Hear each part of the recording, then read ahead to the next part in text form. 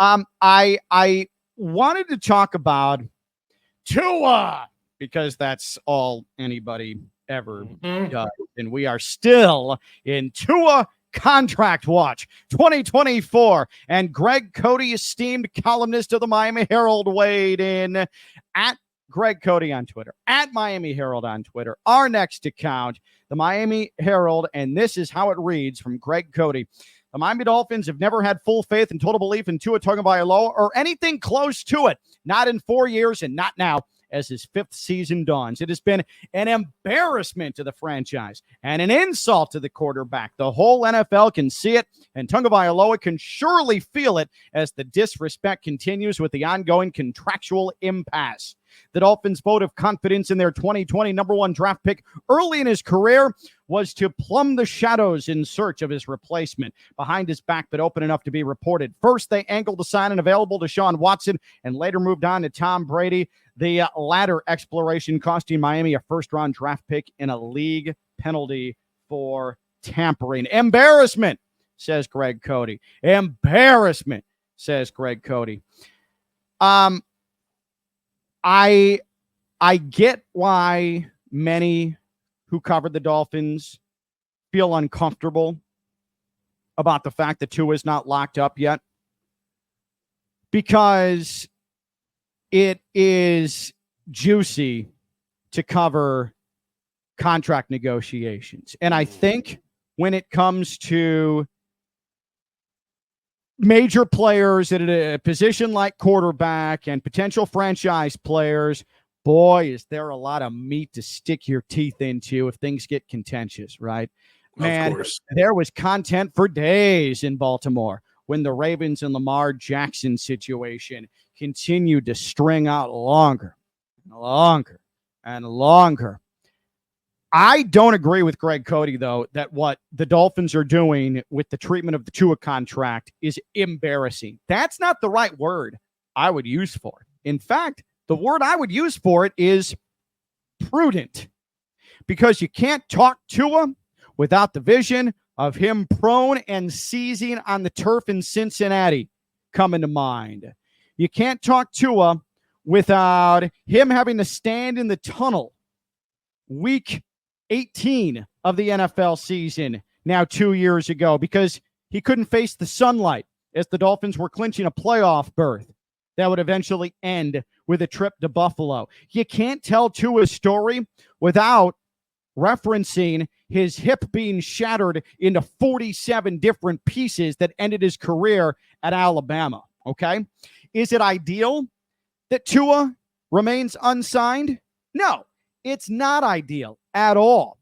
I suspect the Dolphins want to pay him over $50 million per year, but I also suspect that when it comes to guaranteed money, the total guarantee is going to feature a lot of incentives related to hip explosion, multiple concussions, season on the turf.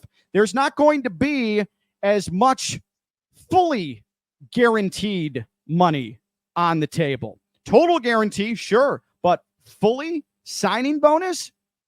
The market is the market. Does that sound familiar? And the market is Tua having at times porcelain body and porcelain brain, as insensitive as it sounds. And I think what the Dolphins are doing is actually prudent. And if you think that Tua Tagovailoa is going to hold out from training camp, would that be a wise business decision for him? Probably a wise business decision, but that's not Tua. Because for all that Tua is or isn't, I mean, this dude is a flat-out warrior who plays for his team, and he is a leader. He is going to participate in training camp.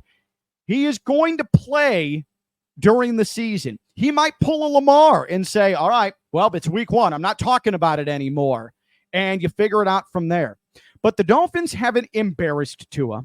The Dolphins haven't embarrassed the organization with their treatment of the Tua contract. If anything, they're being prudent, and they're trying to do something that makes sense for them and him. And me as a Dolphins fan, I am 1,000% okay with that.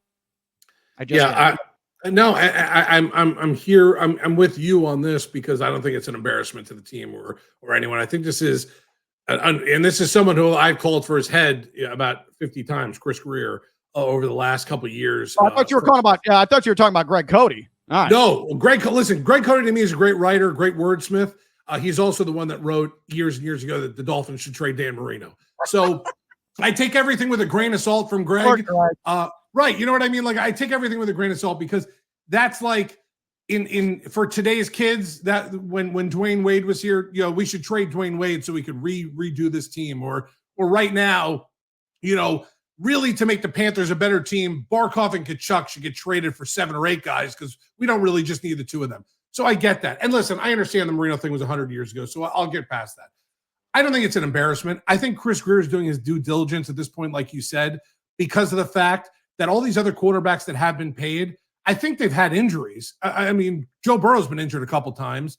Justin Herbert was injured last season. The difference is that durability for Tua has been the biggest question mark, like you said. And yes, he did play 17 games last year. He did prove that right. He did get better in the offseason by learning how to slide a little bit better. That's also fine. He was in the top 5 for the MVP race most of the year. With all that said, they should have just paid him right away. The smarter thing for Chris Grier to do at that point was right when the season was done, before all these Burrow and Herbert and all these things, or whenever they got their contracts within the last year, 18 months, he should have paid right then and there. So because he knows every time a quarterback gets paid, it's a little bit more. Even if it's the Jared Goffs of the world, even if it's the Trevor Lawrence of the world. Trevor Lawrence has done nothing to, in my mind, in the NFL. They did win a playoff game. I'll give him that. One more than Tua has, so I will give him that. But otherwise, Jacksonville's kind of, you're not really worried about them being a Super Bowl contender or anything like that. Maybe they get better this season. Maybe they get worse. I don't know. Jared Goff was a guy that they threw out of L.A. I didn't think that they would re-sign him in Detroit. I thought he'd be one of these guys that played on like 12 different teams by the end of his career and was just moving around and getting his $15 million here and $12 million here.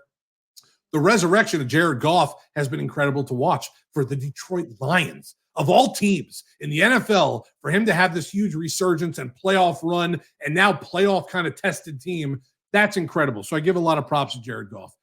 But Chris Grier, at this point, it's lasted this long. I just make him play on his 5th-year option and go from there. I don't even give him the $52 million a year right now. You let him play it out. You hopefully don't have hard feelings at the end of the year, and then you pay him his money. Because like you said, and I think it's going to end up happening, when day 1 starts, and I'm not saying day 1 of training camp, when it's actually the first Sunday of the NFL season, or the first day, that Thursday when the opening night stuff happens, I don't want to talk about it anymore if I'm Tua. We haven't gotten to anything. Let's put it on hold. The Lamar Jackson thing, like you said, great example by you there. Let's just put it on hold. And at that point, I don't think Chris Grier is going to be upset. I don't think he'll be upset. Not that he doesn't want Tua here, but at this point, let's see what happens with another year. Let's give it another year to see what happens. I don't think they're fully on board with this guy being the franchise quarterback of all time here. I am. I think Tua is the guy because I don't think you're going to get much better than him around the league right now.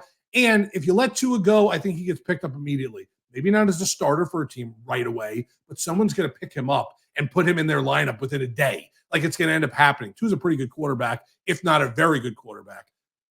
They are waiting because they made the mistake of not – listen, the Dolphins are known for this. The Christian Wilkins thing. All these deals over the last couple of years where they had to let a guy go, it's because they don't do it at front. They don't do it where they should.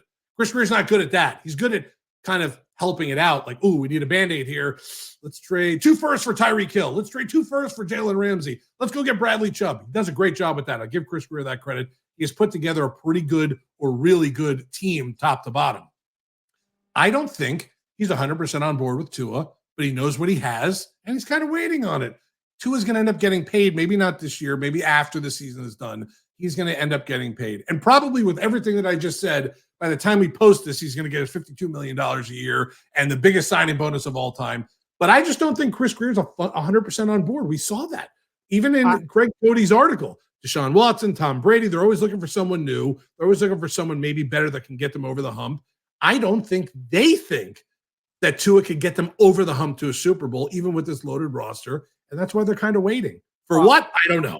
I think it's reasonable to be concerned about the durability of Tua. He's had 1 season of health going back to his final year at Alabama. Right. 1. And I I think Tua is the guy as well. And he's put up a ton of numbers. Right. This would have been so much of an easier discussion to have, and a deal that probably would have been done. Say it. I know where you're going. Did not disappear in the final month of the season, right. and did not face plant in the one playoff game that he's participated in right. against Kansas City. If he's able to look like October and September Tua at any point in December, right, this would have been a done deal. But the problem is, but Ken, let me go one forward. Let me cut you off. If they win that Tennessee game last year, if they don't blow that Tennessee probably game, a different discussion too. I think he gets his extension the day after the season ends. Even with the loss to, because it wouldn't have been to Kansas City. Think about it. They beat Tennessee. They're hosting probably Pittsburgh in week one of the playoffs. They're playing at home. They're playing a home playoff game. Right. And maybe they get that win. Maybe they blow it against Pittsburgh. But the whole point is that would have been it. If he just played average, or that team just played a little bit above average against that Tennessee team led by Will Levi's Jeans, whatever the hell his name is, then it would have been, I think it's a whole different story. And I know that we say that, it's crazy because we say that every year about the Dolphins. God, if they didn't lose that one game in week 5 against this team, they would have been in the playoffs, or they would have hosted the playoff game. But in that case, last season, the way that team was going, if they beat Tennessee, host a playoff game, maybe beat Pittsburgh, I don't think we're having this discussion, because I think he's already locked up with at that time for the biggest quarterback contract there would be, because he ended up winning the playoff game, or at least getting him whatever it was. It's the 1 or 2 games that could separate somebody's entire kind of contract situation or career legacy. And that was it. And it might not have been all his fault. We have to go back and watch that Tennessee tape. I don't think Tua is the full reason they lost that game. The defense kind of stunk that night also. But just imagine, in this revisionist world we're living in podcast land, they beat Tennessee. Tua gets his deal done, I think, within a week after the season ends, whether they get to the Super Bowl or lose in that first round. And now look where we are, 2 weeks away from training camp opening, and Tua's contract is still the topic of conversation. Yeah. It's incredible. And it's going to continue to be. And we can sit here and talk about Justin Herbert all we want. Right. And it sucks for Tua, but Justin Herbert, why did he get paid? Because he is physically superior to Tua in every way when it comes to the prototypical utopia construction of an NFL quarterback, right?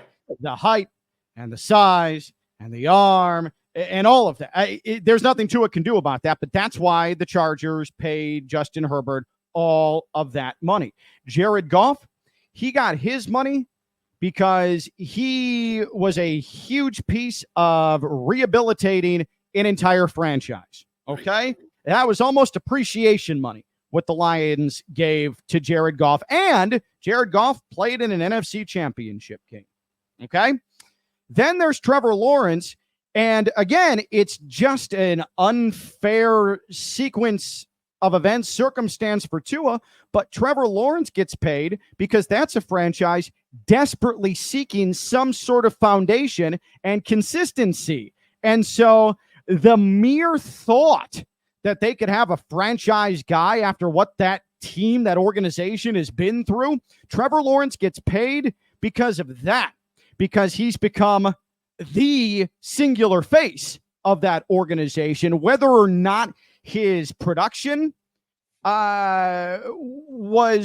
enough for him to deserve that money, that's not in the equation, because there's extraneous circumstances surrounding that team and Trevor Lawrence. Tua doesn't fit in any of those boxes, because you could argue Mike McDaniel squeezing out what he squeezed out from Tua, that revolutionized the franchise, rehabilitated it, a la Jared Goff. Tua's never going to be in the same conversation as Justin Herbert when it comes to physical attributes.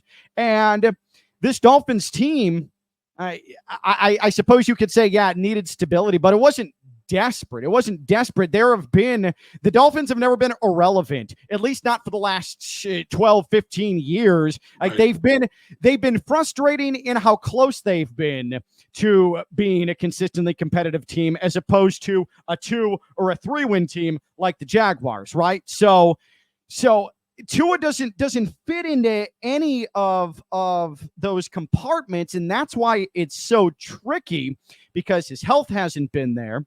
The numbers were for the last 2 years, especially last year, but the health hasn't been, and the physical attributes aren't there. And when the games mean the most, Tua hasn't shown up in those games, sometimes not at all, because, again, he's been hurt. So it's very tricky, and that's why all of that context considered, and yes, did Chris Grier miss a pretty important deadline for this? Yeah, but I also applaud Chris Grier for, you know what, I got to think this through a little bit, instead of just throwing cash off of what I think is the first full year we've seen from Tua. Right. Let's really come up with something that works both ways here. I commend him for that. That's why I don't call this embarrassing. I actually think what the Dolphins are doing right now, because I do think they'll get it done, but I think it's easy to panic a couple of weeks before training camp. Oh God. The last person who's going to drag you into the mud with a contract situation is Tua Tagovailoa. And that works to the benefit of the Dolphins. I hope they don't completely take advantage of him because of that. But what the Dolphins are doing is not embarrassing. I disagree with Greg Cote. I think that is a bombastic word to use. I think that it's more prudent than anything. I'm okay with it. And again, Tua ain't sitting anything out. That's not him. It's not happening. No, I mean, listen, I don't expect Tua to sit out. I don't expect him to be a problem, because you're right. There are, first off, if you looked at the entire roster and said that everybody was in contract negotiations, who do you think are going to be the biggest people, the worst to deal with? I don't think Tua's in the top 10. No. Of this Dolphins. I can name off the top of my head 3 or 4 guys that I wouldn't want to be in a contract dispute with right now. Jalen Ramsey, Odell Beckham, Tyreek Hill. You want to talk about guys that I would be, all right, these guys are sitting out or they're not playing for a while until they get their money. Tua, complete opposite. I think you're right that Tua is going to show up to camp. Maybe Tua does I'm not talking to reporters, or I'm not talking about the contract. If you bring it up, the session's over. And he tells the media person that, or whoever it is in charge at that time, listen, if they bring up the contract stuff, I'm ending to just let them know beforehand. I don't want to talk about it. It's just about football. That would be fine with me, because he doesn't want to talk business in front of other people. He wants his agent to figure it out. That's fine too. Tua is the only thing I've heard from Tua that was like, ooh, a little spicy. You brought it up. The market is the market. Right. That is the spiciest thing this guy has said since he's been here. And you know what? It wasn't that bad, because he was telling the goddamn truth. Yeah. The market. And like I said, the market is the market, but the market for Tua is a little different than the market for Joe Burrow, who had been to the Super Bowl and has been to multiple AFC championship games. The market's different for a Lamar Jackson, who has 2 MVP awards. The market is different for a Justin Herbert, who has all the physical attributes known to man for an NFL quarterback. And I'm not saying that one in particular is fair. There's nothing Tua can do about that. But yes, Tua is right. The market is the market. Right. But also, Tua's market might be different than Justin Herbert's market or Joe Burrow's market. That's the reality. And that's how finances work. That's how the economy works. Yeah, the market is the market, except there's different pantheons and levels to a market. Okay. Right. So, but embarrassment, no, I disagree wholeheartedly with Greg Cote on that. Now, in related to